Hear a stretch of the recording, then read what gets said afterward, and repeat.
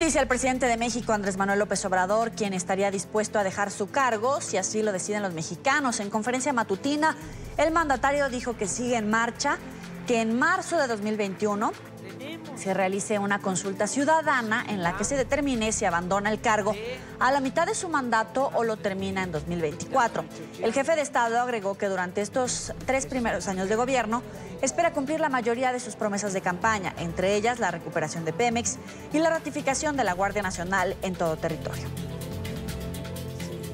Y los 3 años faltantes del gobierno, si así lo dispone el pueblo, porque también estamos promoviendo la revocación del mandato, que en el 21 me someto a la revocación del mandato y se le va a preguntar a los mexicanos si quieren que yo continúe o que renuncie del cargo de presidente. Pero si en el 21 la gente decide que yo continúe, bueno, ¿cuál es el plan para el 22, 23, 24? Está con nosotros Alan López Fabián, investigador del Programa de Seguridad de México Evalúa. Gracias por estar con nosotros. Bienvenido. Gracias a ti por el espacio. En las consultas que ha hecho el gobierno de López Obrador, hasta el momento la participación ha sido muy baja, pero ha bastado para que se ejecute su voluntad. Hay muchos especialistas que advierten de que esta consulta de perpetuarse 3 años más dentro de su gobierno también podría llevar a una extensión de mandato, es decir, la reelección. ¿Estamos ante un mismo escenario para preguntarle a la gente en una consulta y al final terminar haciendo lo que él quiere? Pues sí, gran parte de algunas de las decisiones que ha tomado la nueva administración, como tú efectivamente lo comentas, se han basado en consultas y estas pues con una baja participación. Mira, desde México Evalúa, el centro de investigación en el cual yo trabajo, creemos que las decisiones de política pública se tienen que basar en diagnósticos claros, y por eso es importante no dejar de lado esta parte, también escuchar la experiencia y sobre todo los estudios que han realizado los expertos. Y al parecer la nueva administración deja de lado o hay un pequeño desinterés por tomar en cuenta la evidencia y por tomar en cuenta la voz de los expertos que no necesariamente coincidan con los diagnósticos que tiene el gobierno. Claro, pero si seguimos con la manera en la que López Obrador hace las cosas, le quiero compartir. Yo trabajaba como periodista en México cuando perdió las elecciones y recuerdo que en el Zócalo, a mano alzada, preguntó si la gente estaba de acuerdo en tomar el Zócalo y el Paseo de la Reforma, una de las avenidas más importantes de México. Y con base en las manos alzadas, él decidió que en ese momento se iba a tomar el Paseo de la Reforma y se montó este famoso plantón. Él estaría apostando nuevamente a aplicar una consulta que, aunque pudiera tener una baja participación, podría buscar tanto la revocación de mandato o bien ir hacia la reelección. Pues mira, lo que él ha dicho en los últimos meses es que él no se va a reelegir, ¿no? Él es una de sus propuestas claras. La revocación de mandato también sí la tiene como una de sus propuestas y él también lo había mencionado desde campaña, ¿no? Que al final de los 3 años de su digamos, los 3 años de gobierno, los primeros 3 años iba a decidir, iba a someter a votación si él podía seguir o no en el gobierno. Pero pues eso es una decisión que debe corresponder al Congreso de la Unión, porque al fin y al cabo ahí está la soberanía de la Federación y del país. Pero él sí ha tomado, digamos, se ha postulado y ha dicho claramente que no se va a reelegir. Claro, hasta lo firmó, pero ¿se le puede creer? No sé exactamente si se le puede creer o no, pero el punto aquí es de qué manera los controles institucionales pueden ejercer ese control. Por el punto, el caso del Congreso de la Unión, el caso del Poder Judicial, que al fin y al cabo pues, estamos en un sistema democrático y que tienen que ejercer sus funciones para servir de contrapeso a las decisiones del Ejecutivo. Sí, pero hoy por hoy hay independencia de poderes en México. Hoy por hoy vemos la repartición incluso de las fuerzas políticas en el legislativo, pero también en el judicial. Y hemos visto también varias intentonas de que se realice presión hacia un grupo legislativo a favor de una reforma. ¿Hay algún viso de un intento por desmontar este entramado institucional y romper ese equilibrio, esa independencia de poderes por parte de López Obrador? O sea, a lo mejor no tanto en la parte formal, lo que sí hemos visto es una centralización de la toma de decisiones y del poder. Es decir, el Ejecutivo, el presidente cada vez controla más y toma las decisiones de manera pues casi personal, ¿no? A través también de una política de austeridad, digamos, ha tenido de alguna manera injerencia en ciertos contrapesos institucionales o en cierta arquitectura institucional. ¿Para qué? Pues para de alguna manera tener un control sobre ellos.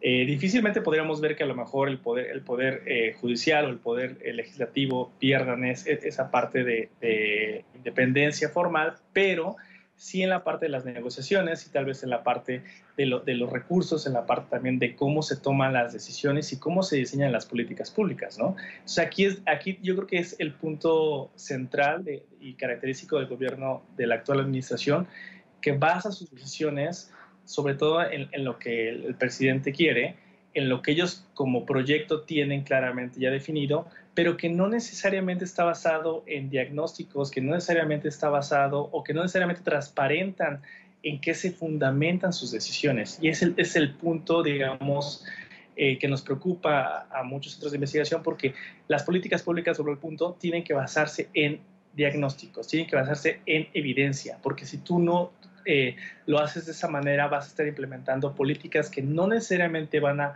poder solucionar el problema que pretenden solucionar, ¿no? Entonces, difícilmente vas a ver un resultado positivo, algún cambio en el comportamiento de la población o alguna mejora en el bienestar de las personas. Sí, pero él apuesta al voto popular, le apuesta a la gente que vota por él sin importar los resultados, los estudios, sin importar la opinión de los expertos. Es decir, votan por él porque sí, y él está apostando a eso. Claro. Sí. O sea, él apuesta, digamos, a tener ya una decisión hecha, una decisión que a lo mejor se consensúa con su equipo de trabajo, pero que realmente solamente es para ganar legitimidad al momento de someter la votación. Pero es una decisión que el gobierno ya ha tomado previamente. O sea, el crear una Guardia Nacional era un proyecto que ya tenía, que tomó y que solamente necesitó un poco de consenso en el Congreso de la Unión para sacar adelante las leyes, tanto la ley secundaria de la Guardia Nacional como las leyes complementarias del uso de la fuerza. Ese es un ejemplo claro, o sea, donde ya tenía la decisión hecha, ya la decisión tomada, perdón, solamente necesito consensuar con las diferentes los grupos de las fuerzas partidarias en el Congreso, porque también tiene mayoría su partido, Morena, y de esta manera poder tomar decisiones que él ya previamente ha formulado, ¿no? Eso es de parte de él y de su partido, pero entonces, ¿qué hay de la estrategia de las fuerzas políticas opositoras en el legislativo? Porque vemos a un PRI desdibujado, a un PAN desdibujado, sin ninguna ruta política, en gran medida por el hartazgo de la gente, pero también operativamente hablando, en el legislativo no han logrado conformar una fuerza opositora que le haga contrapeso. Sí, totalmente de acuerdo. Ahí lo que vemos es una posición muy fragmentada, muy débil, pero también hay que hablar de la otra posición, la posición que a lo mejor no es formal, como la sociedad civil, como es la academia, como es la ciudadanía. Ahí también, desde esas trincheras, tenemos que sumar esfuerzos, crear alianzas, incluso con los medios de comunicación, para que la evidencia, la información realmente llegue a la población. Es decir, muchas veces la población no cuenta con la información y no conoce los datos que son, digamos, en los cuales se puede fundamentar una decisión.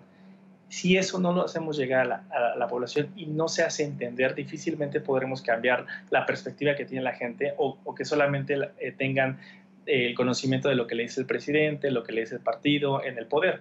Entonces se requiere crear una posición más allá de los partidos políticos, como te repito, que incluya a la sociedad civil, que incluya a la academia, que incluya a la ciudadanía, a los medios, para realmente transmitir la información como es, los datos confiables, y decir por qué ciertas decisiones son factibles, por qué ciertas decisiones no son factibles y qué es lo que realmente necesitamos como país para cambiar.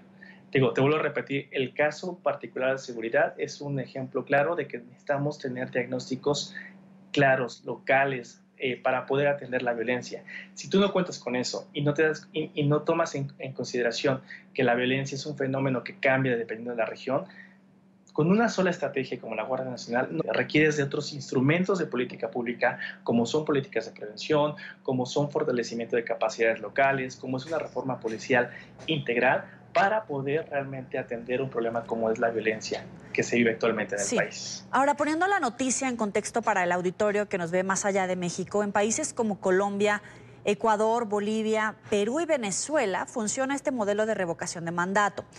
¿Cuáles son las experiencias que México podría haber aprendido, por ejemplo, del caso venezolano para no repetir lo que se ha hecho mal, por mencionar alguno, y buscar una ruta hacia la democracia y los pasos que no deberían de seguirse? Yo, por ejemplo, aquí te diría que es importante, sí, o sea, tomar en consideración lo que ha pasado en otros países, pero también tomar en cuenta cómo está conformado el sistema político mexicano, cómo está conformado el entramado institucional, y si no contamos con un entramado institucional sólido, con instituciones fuertes, me refiero a las que supervisan el ejercicio del poder, o por ejemplo las que fiscalizan el uso de los recursos, o por ejemplo aquellas que se encargan de las elecciones. Si no cuentas con una solidez por parte de las instituciones, figuras como revocación del mandato u otras figuras pueden resultar no necesariamente benéficas para la democracia del país. Entonces, el punto central es cómo debemos consolidar, o sea, si ya veníamos de un proceso de consolidación hasta cierto nivel, tenemos que seguir apostando por eso. Seguir apostando por instituciones sólidas que permitan que este tipo de instrumentos o cualquier instrumento de política pública se pueda llevar a cabo de la manera más eficiente y mejor para el país. Te agradezco por estos minutos, Alan López Fabián, investigador del Programa de Seguridad de México Evalúa. Muchísimas gracias, que tengas muy buena tarde. Hasta